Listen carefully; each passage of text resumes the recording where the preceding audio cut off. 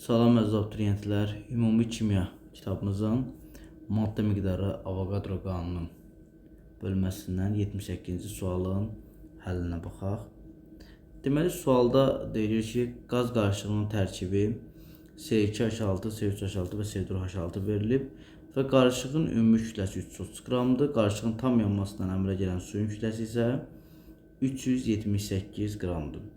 Bəlli məsələdir ki, bu qarışığın ümumi yanmasından, yəni C2H etanın,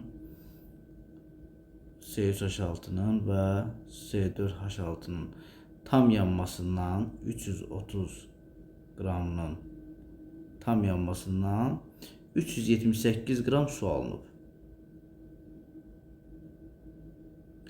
Əvvəlcə mən 378-i suyun nisbi molekul kütləsinə, yəni 18-ə bölərəm və burada müəyyən edərəm ki, su burada 21 mol su əmələ gəlib. 21 mol su əmələ gəlibsə, onda buradakı hidrogen atomlarının sayı 42 mol olacaq. Yəni hidrogen atomlarının sayı 42 moldur. 42 mol H atomu. 42 mol hidrogen atomu ilə 42 qram eləyəcək. Yəni çünki hidrogen 1'ə vursam nisbi atom kütləsi 42 qram hidrogen eləyəcək. Deməli, bu zaman əgər bu tərkibdəki, yəni üzvü maddələr yanan zaman bilirik ki, onun tərkibindəki hidrogen suyun tərkibinə keçir. Deməli, bu qarışığın ümumi içərisində 42 qram hidrogen var idi.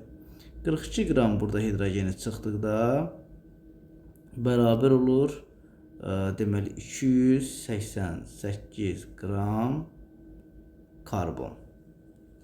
288 qram karbonu da, karbonun nisbi atom kütləsi 288-i bölürəm deməli 12-yə.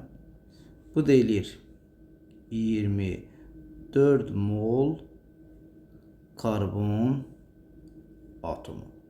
24 mol karbon atomlarının sayını bizdən soruşduğuna görə 24 vurulsun Na olacaq.